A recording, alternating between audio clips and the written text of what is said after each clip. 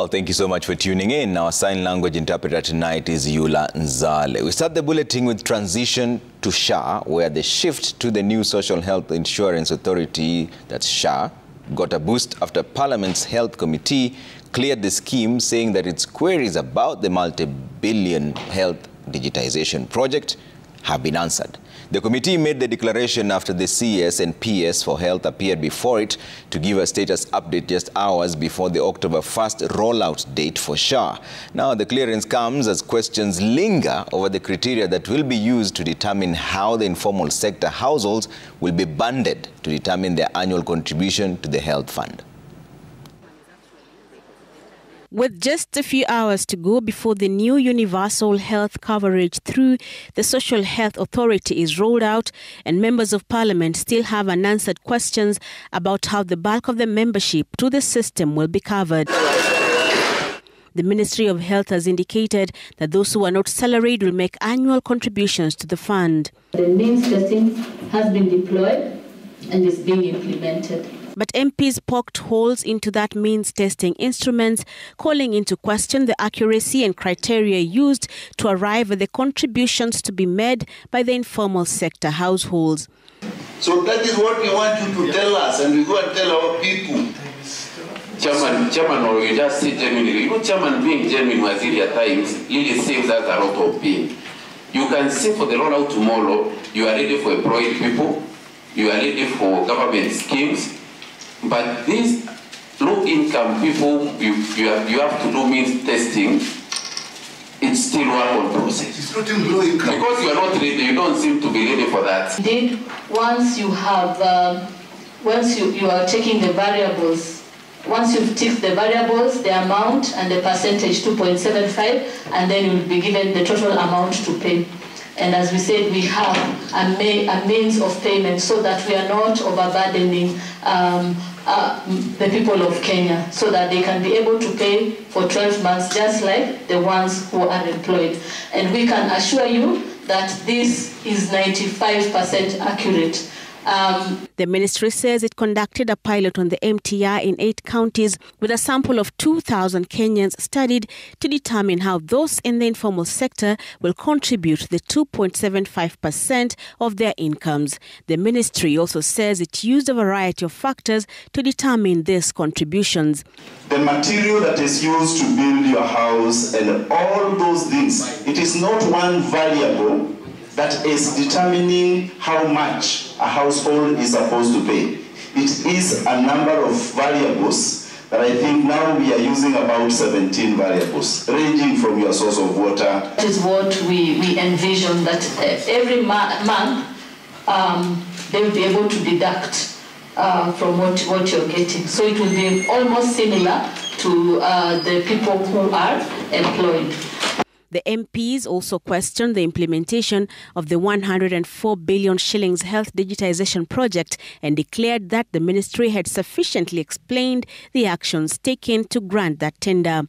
Safaricom PLC, especially with other competitors in the market, was identified owing to its strong capacity to manage and coordinate the project effectively. Safaricom PLC is the largest telecommunications company in Kenya and one of the most advanced in East Africa. The Ministry of Health highlighted Safaricom's technological advantages, particularly its extensive 5G network, which currently reaches 77% of the Kenyan population. The ministry has already flagged off medical supplies to counties ahead of the SHA rollout Tuesday. Brenda Wanga, Citizen TV.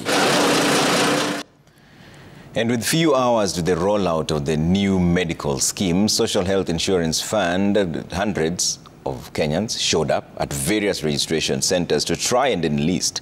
Government officials went round villages and markets to sensitize and mobilize Kenyans to on board on the new scheme. And as Emily Chebet now reports, a good number of Kenyans could not register due to a technical error experienced on the system. Bondeni location within Nakuru town. Senior Deputy County Commissioner Simiyu Were is leading a team of government officials in sensitizing Kenyans to register to SHA hours to the official rollout. The government officials were accompanied by community health promoters enumerating the benefits of the new scheme. The questions they're asking ni kama mtu akilipa hiyo shift atapata madawa kwa hospitali. Sheria ilipopitishwa inasema ile pesa yote ambayo hospitali itakuwa inachukua, hiyo pesa itarudishwa katika hiyo hospitali ambayo itakuwa imehudumia huyo mgonjwa. Kwa hivyo hiyo pesa itatumika kununua madawa, itatumika kutengeneza zile vifaa za hospitali ambazo zitakuwa hapo. Hundreds of residents from Kisii County thronged NHIF offices in Kisii town in a bid to register. A number of them were stranded for hours due to systems failure. Nimejaribu kuapply hiyo namba, hiyo walitupatia *147#. Bado tu naambiwa it's still under approval, So we are worried to the government. What is this that you are approving that they have not approved? Sasa hizi niko na mgonjwa ambaye anafaa kutibiwa, sasa nashindwa nianzie wapi. Mbona tunasumbuliwa hivi? Why?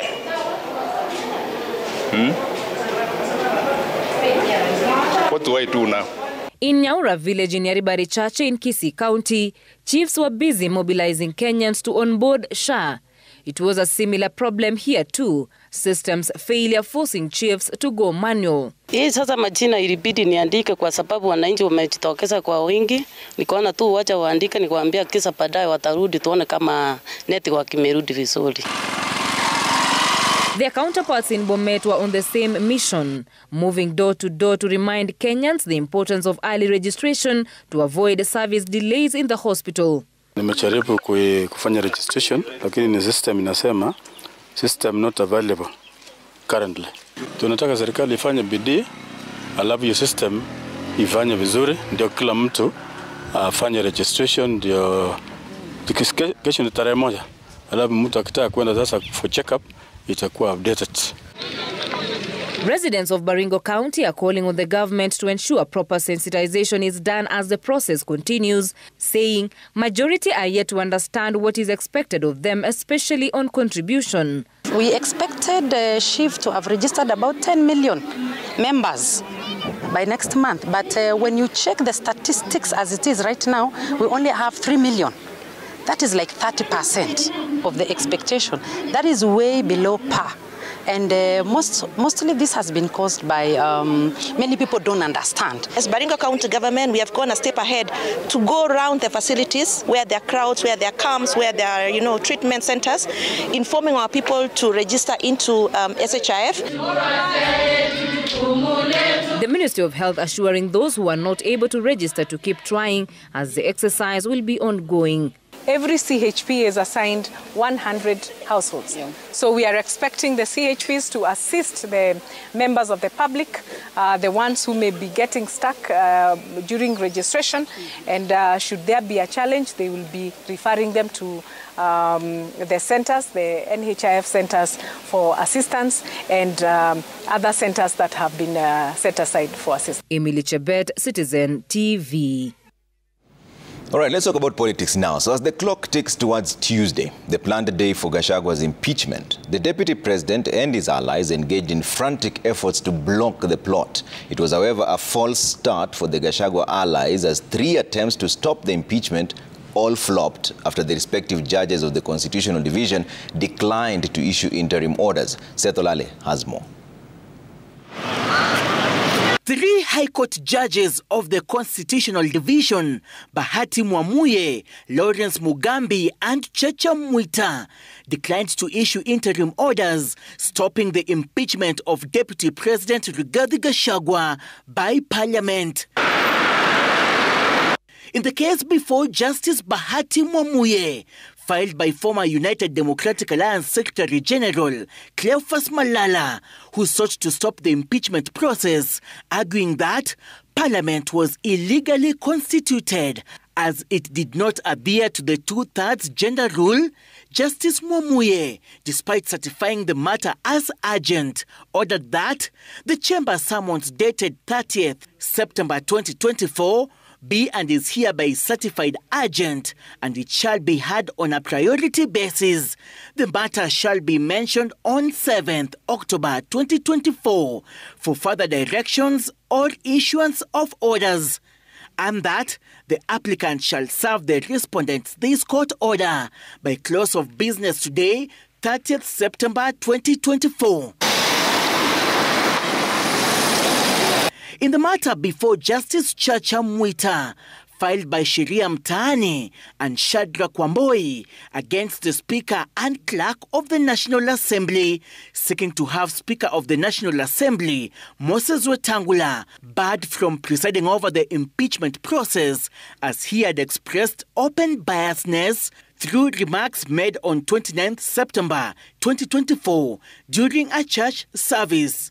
Sheria Mtaani and Shadrack Wamboi also wanted the court to declare that Parliament does not have the jurisdiction to impeach a deputy president since the composition of the National Assembly is yet to meet the constitutional 2/3 gender rule under Article 100 of the Constitution. However, Justice Mwita ordered that the matter be mentioned on 9th October 2024, when further directions on the case will be issued.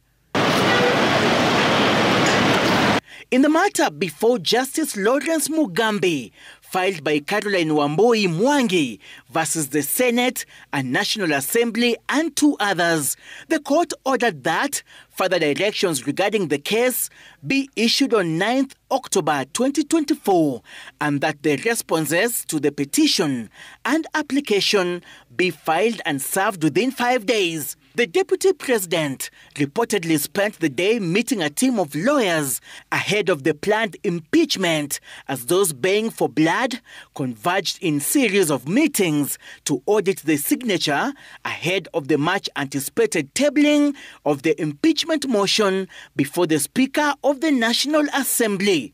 Seth Olale, Citizen TV. And while speaking in an interview this evening, Deputy President Rigathi Gachagua vowed that he will not resign and will face his accusers. DP Gachagua said he has no power to stop his planned impeachment plot by members of parliament and that he will defend himself. Then I don't support it, and mimi sijasema namna hiyo. Mimi niko na imani Rais William Ruto, lakini mimi sina control ya viongozi. And the same question is, saa ile mheshimiwa majority leader amesema mimi ni nyoka na rais alikuwa hapo, alipoamuka hakusema chochote, alinyamaza kwa sababu maneno haihusu yeye. So kama watu wananitukana wakiwa na rais na yeye amenyamaza, wengine wakisema na mimi pia nanyamaza, kwa sababu sasa ndio inaonekana inatakana ikuwe namna hiyo, kwa sababu mtu wako kwa gari ya rais ananitukana mimi, okay, anasema hii anataka kusema yake, rais asemi chochote. So mimi nimekuja kukubali, maybe that is the way we should do things. Tuache viongozi waseme vile wanataka, kila mtu awajibike kwa matamshi yake.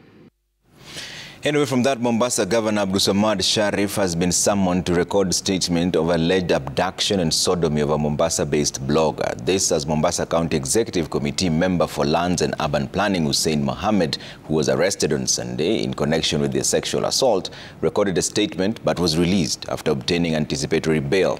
And as Francis Mtalaki now reports, human rights groups have condemned the incident and called for justice for the blogger. For the last 24 hours, Mohammed Hussein, Mombasa County Executive Member for Lands and Urban Planning, has been in police custody after his arrest at a city restaurant on Sunday. Mohammed, popularly known as Amado, the man considered the right-hand man of Governor Abdulsamad Sharif Nassir, recorded statement, but was released after his legal team obtained anticipatory bail. The orders issued by Mombasa High Court Judge Wendy Michemi, barring police alongside the Director of Public Prosecution from arresting Mohammed until a petition challenging his arrest and prosecution is heard and determined. This follows his arrest over claims of aiding, abduction and facilitating the gang raping of a Mombasa blogger 3 weeks ago. For both me and my family. Breaking his silence over the matter, Mombasa Governor confirmed that he had received a summons from police to record a statement over the sexual assault incident. Mamangu aliyenizaa kwanza aliandikiwa summons afike, mimi nimeandikiwa summons nifike, na hata ile video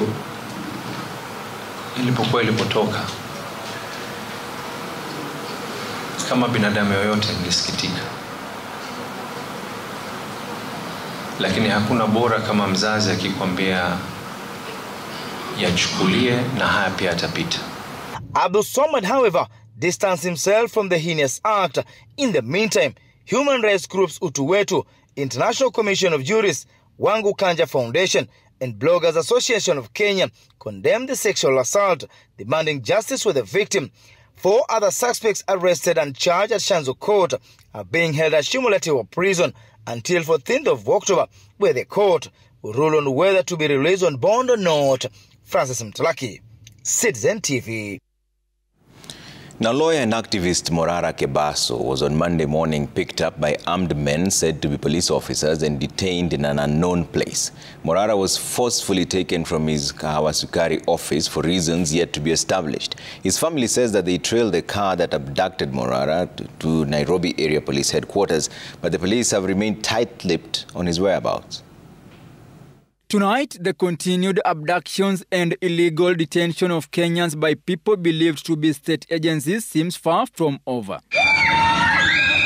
The latest victim being Morara Kebaso, a lawyer who has turned into government critic. Morara Kebaso was allegedly picked by armed people driving a Subaru motor vehicle.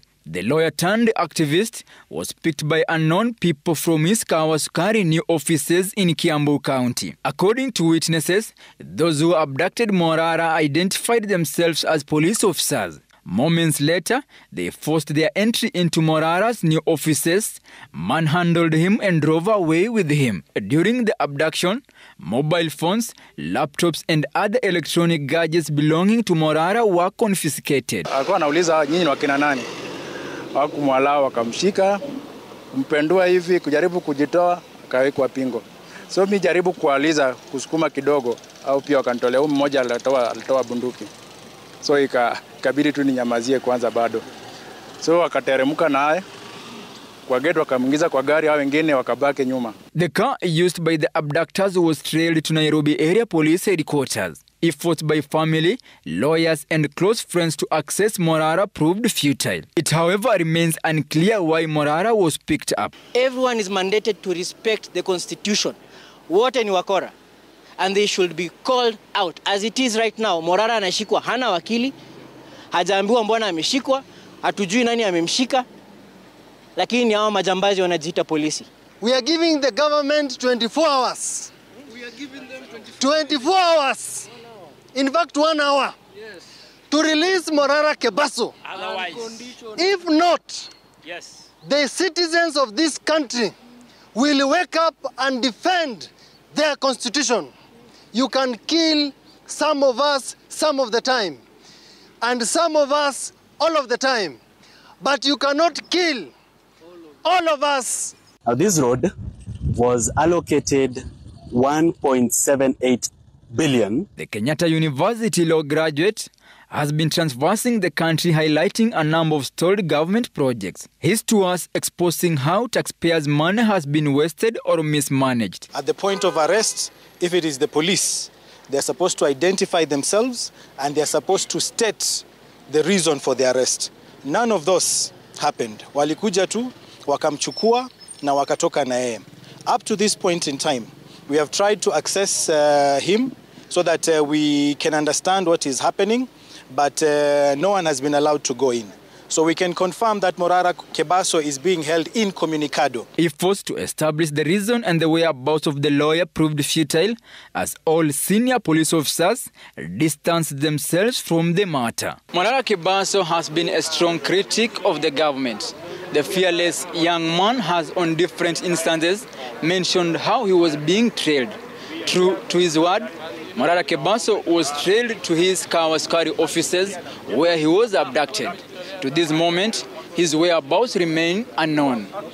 Franklin Wala, Citizen TV.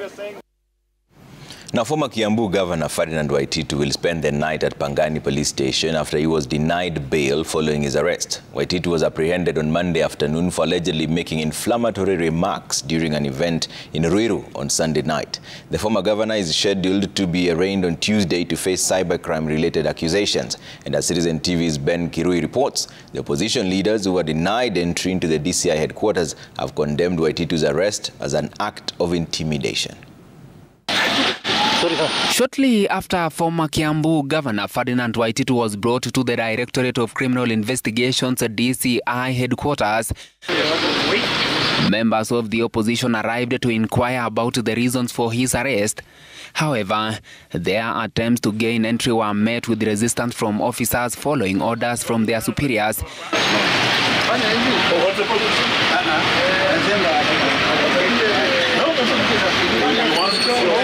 This confrontation led to a scene with the opposition, led by Wiper leader Kalonzo Musyoka, attempting to escalate matters in a bid to join Waititu. What next? We'll continue pursuing. We'll continue pressuring. We have to see our plan. Yeah. And we'll do that before we leave here. Waititu was reportedly ambushed and arrested on Monday afternoon by DCI officers while conducting personal business along the Eastern Bypass for inflammatory remarks he allegedly made during a concert by a popular Kikuyu musician.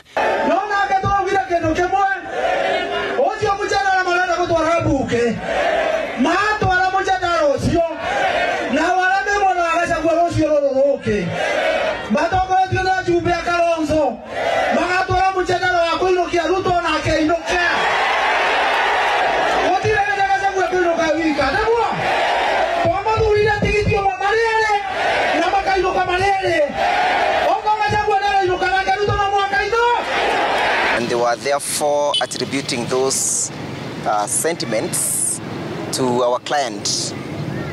They of course confiscated his phone forcibly, and they disclosed that they also saw it from the internet. Opposition leaders condemned the incident, calling it another case of intimidation by the Kenya Kwanza government. Any unexplained arrest like that of grabbing Mheshimiwa Waititu and shepherding him to DCI headquarters is nothing short of an abduction, because we don't think it follows due process. So we want to tell this government. Now, the Hillside Endarasha Academy will resume learning on Monday, October the 7th, weeks after dormitory fire killed 21 learners. This is according to the Education Ministry that is leading the reopening process. According to the ministry, the school will only resume operations after meeting all the guidelines set for boarding schools. The reopening date was set for earlier on today after the school's management held a meeting with the committee tasked to oversee the resumption of operations to allow pupils to sit for KPSEA assessment. Kamau Mwangi has more. Okay. As life slowly returns to normal in the Kabati village of Endarasha after the interment of all 21 boys who perished in a night inferno more than 3 weeks ago, efforts to return the school to shape in time for those sitting the KPSEA assessment are gaining momentum. Citizen TV has learned that a complete change in the colors that trademarked this institution was one among the many conditions set for David Kanyi, the proprietor of Hillside Academy, a task that is already underway. If all goes well and holding other factors constant, we tentatively hope to reopen the school on 7th of October.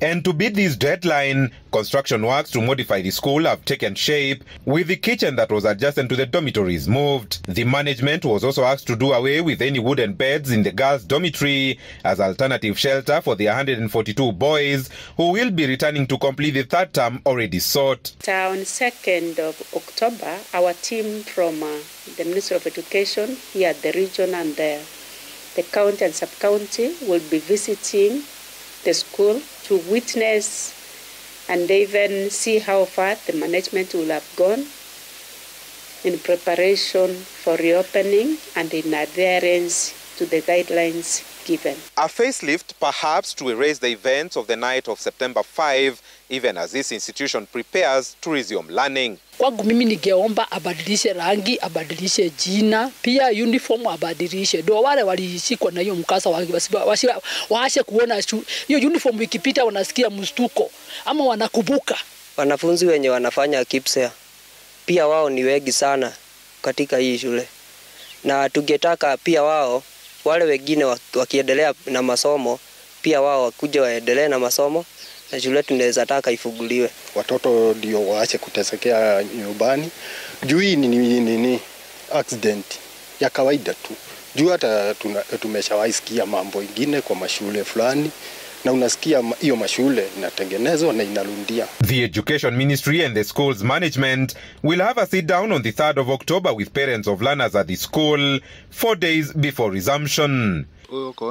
Kama Mwangi, Citizen TV, Endarasha in Nyeri.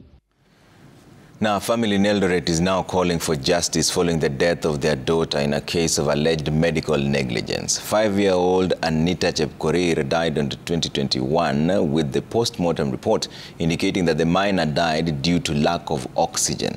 The family is accusing doctors at the Moi Teaching and Referral Hospital of failing to remove an object that was blocking their daughter's breathing system, leading to her death. And as Laura Otieno now reports, the family has faulted the Kenya Medical Practitioners and Dentists Council of failing to dispense justice. At Oasis Estate in Eldoret, Isaac Kandie and his wife go through a pile of documents sprawled on the table. For the last 3 years, the paperwork has been piling up as the family began the quest for justice for Anita Chepkorir, who died in 2021. Anita developed breathing complications after inhaling a flower seed, prompting her parents to seek surgery for the minor at the Moi Teaching and Referral Hospital. The first thing he told me, sio hiyo mbegu yenye you've been insisting yenye umetuonyesha.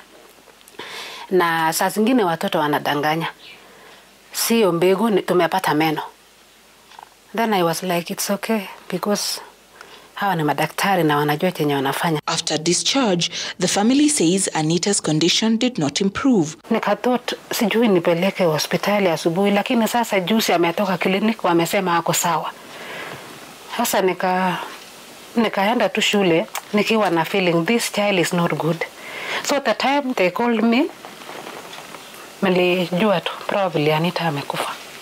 The post-mortem report released on 26th of May 2021, asphyxia, a condition where the body lacks oxygen, was identified as the main cause of death. Further, the report showed that other body organs, including the lungs, had significant damage. The family accused the hospital and the doctors of negligence. Asa kitu yenye bado natuuma kama wazazi ni hii daktari kutupea sisi ukweli. Kama angetupea ukweli mapema, tungekuwa na nia ya kuchukua yeye hata mbali kidogo tuweze tutibu yeye. They had pain on her. Why tamper with her lungs and you don't remove the foreign body? Why leave Anita to rot her life for 5 months? The family lodged a complaint at the Kenya Medical Practitioners and Dentists Council against 5 respondents, including Dr. Alfred Wanyonyi, Dr. Stephen Ondigo, the cardiothoracic surgeon who, according to submissions seen by Citizen TV, conducted the procedure, as well as the Moi Teaching and Referral Hospital.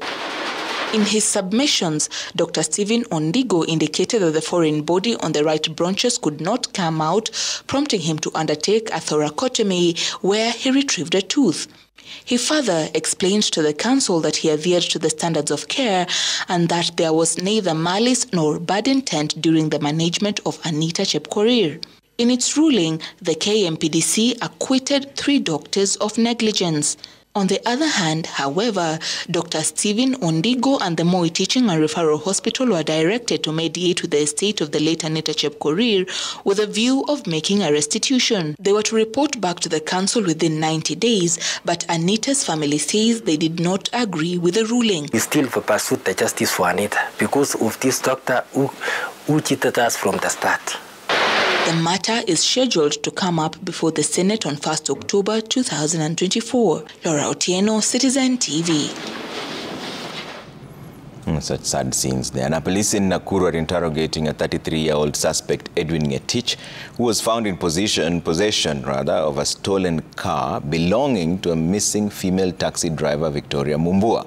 Ngetich, who was apprehended at the Pipeline Junction in Nakuru East on Sunday, is currently detained at the Mweriki Police Station in Nakuru East. Victoria Mumbua, a mother of 3, went missing on Friday last week after accepting a ride request from Mombasa to Samburu in Kwale County.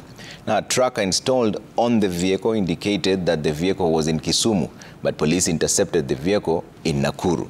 Victoria Mumbua's whereabouts remain unknown.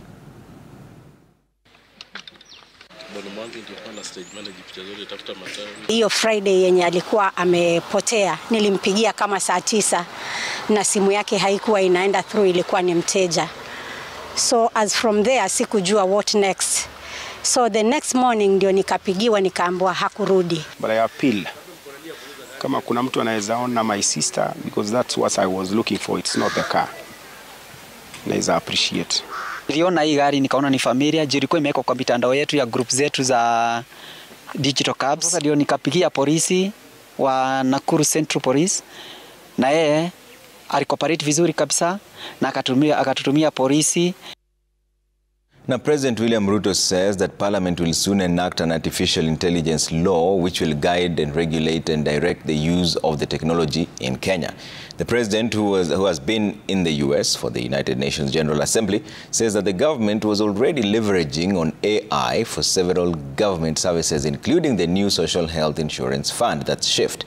Emmanuel To was in Sharjah, that's in UAE, attending the International Government Communication Forum, where the challenges of this technology, including the emergence of fakes, were discussed extensively. Artificial intelligence, or AI, is a system of technologies that enables computers to perform advanced functions typically performed by human beings, such as decision-making, reasoning, and solving problems.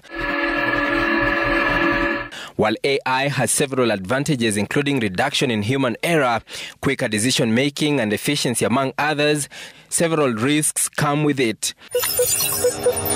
Deep fakes of images, videos, or audio, which are generated using artificial intelligence tools, have created an avenue of confusion, misinformation, and fake news. With AI, almost anything is possible. Using AI, President Ruto's dancing skills can become unlimited. This is how he will do as an AI dancer.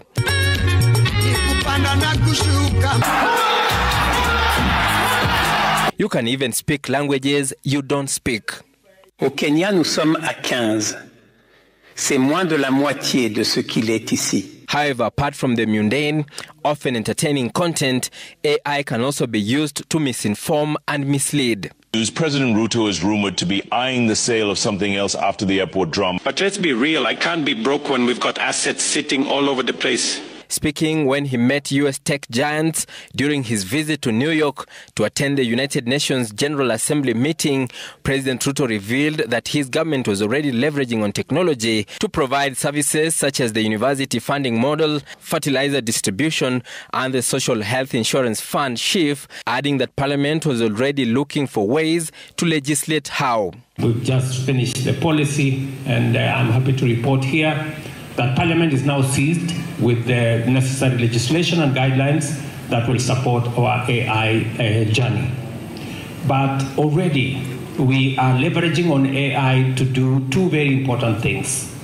One, we are leveraging on AI to do our means testing instrument for how we are distributing education money.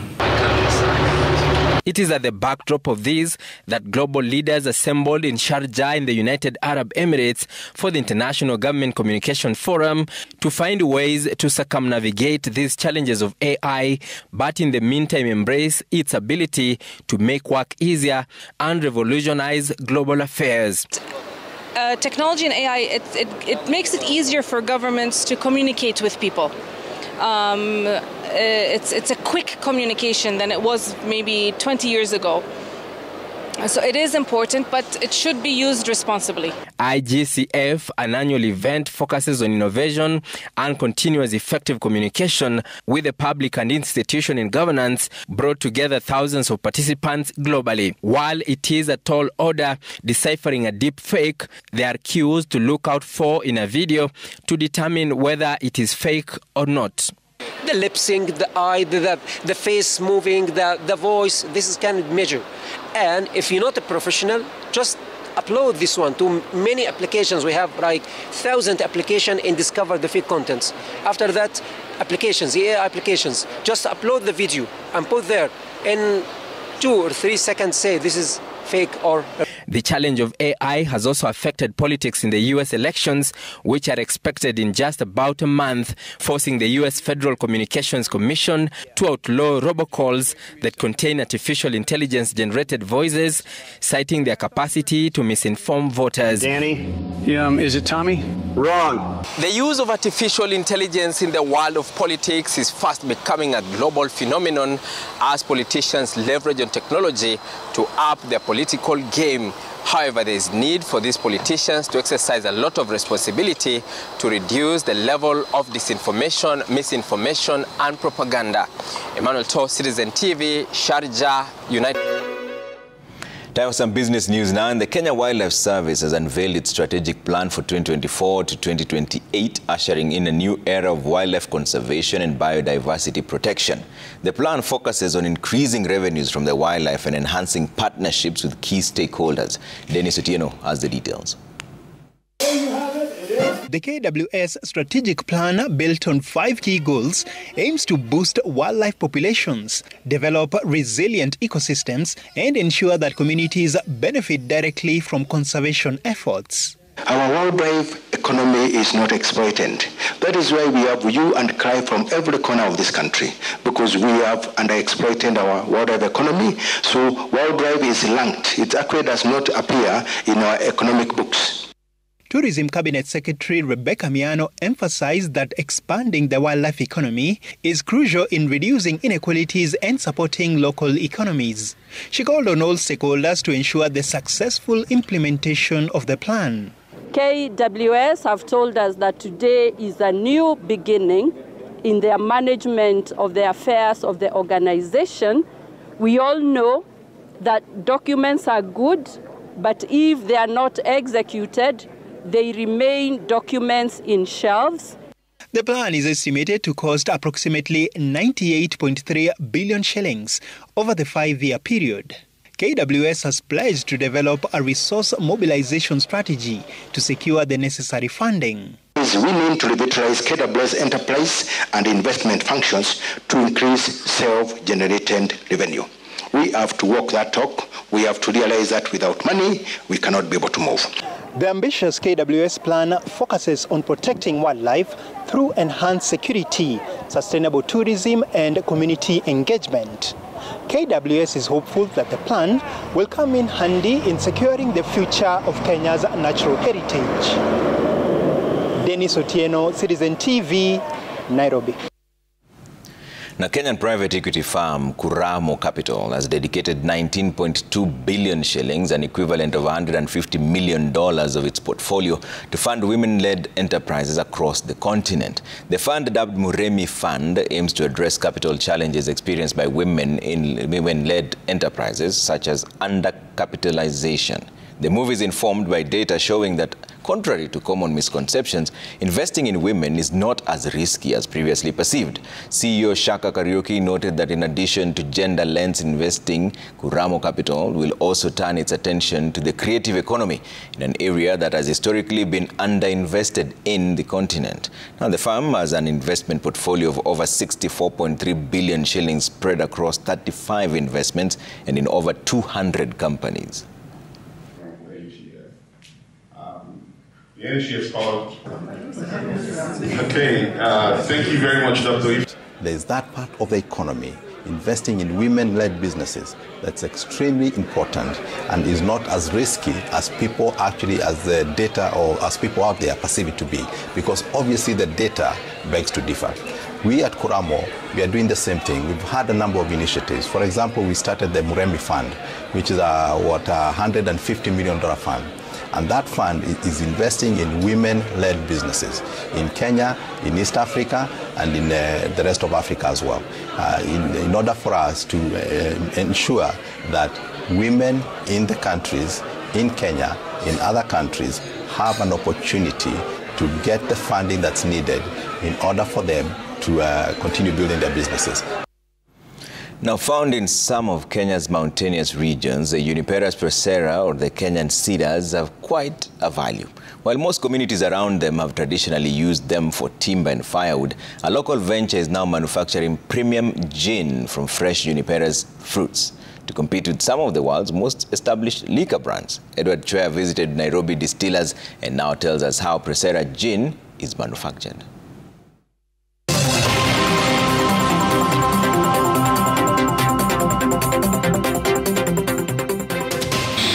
Steam, drops, packaging. This is Procera, the makers of premium Procera Gin, one of a kind made from the towering Juniperus procera trees, otherwise known as the Kenyan cedars. While most gins in the world are made from dried juniper fruits, a group of friends, while enjoying a drink in a garden, made a tremendous discovery that could give them an edge over others. We noticed that a lot of those botanicals actually come from Africa. So we asked ourselves, why can't we make a gin here instead of sending out botanicals from Africa to the UK and then sending us gin back to Kenya? The difference between Procera and other gins is that we use juniper that is local to East Africa. The gins that most people tend to drink from around the world, they tend to be made out of Juniperus communis, which is a European species. The other difference between our gin and other gins is that other international gins will make gins with Juniperus communis, which is dried. But the difference with ours is that we use fresh juniper. Working with locals, Procera harvests the fresh juniper fruits from Kijabe, Baringo and Narok areas. The fresh fruits are then taken to their factory in Nairobi, where they are blended with different botanicals to make 3 variants of Procera Gin. We flavor this particular gin with other botanicals that we source all around the continent. We take these botanicals in a process known as maceration, which is like a 15-hour process. We are able to heat the distillery machine to 45 degrees. So what this enables overnight, before we begin the process, is takes all the flavors from these particular botanicals. We're able now to heat this together. They're able to vaporize your usual fractional distillation, and then we're able to come out with a concentrate. Then we take it to a process known as stretching, we blend, and then we proof it to bottling capacity. Currently, Procera Gin has 3 variants. This is Procera Blue Dot, Procera Red Dot, and Procera Green Dot. Procera Gin has employed at least 11 people, all trained here on gin manufacturing. The venture has also embraced sustainability, working with local ventures to make its packaging material, such as bottles, leather, and paper. This bottle is actually made by glass artisans at Kitengela Hot Glass, who use recycled glass material to hand blow this particular glass. So no one glass is similar to the other. The stopper that you see on the bottle, this is actually wood that we get from Kilifi. We have leather that we get from Sandstorm here locally. On the side, you see a paper that again tells you what the product is. This is paper that we actually get from water hyacinth, which we all know it's an invasive species. My role is to do quality control of the final product. We ensure the bottles are bottled well and our packaging's elements are correct. It has transformed my life by enabling me to improve my personal skills. Working is a teamwork and also to learn more in production. As part of its future plans, Procera Gin is now encouraging planting of more Juniperus procera trees in the country, and the venture looks forward to being a leader in the gin story in Kenya, even as it also seeks to expand its markets across the globe. We want to continue challenging the narrative of gin around the world. But also locally, what we're looking at is growing the culture of gin and the appreciation of Procera. Similarly, we're very big on our sustainability program and making sure that we are helping and touching the lives of the people who harvest our juniper for us. Edward Chwea, Made in Kenya, Citizen TV.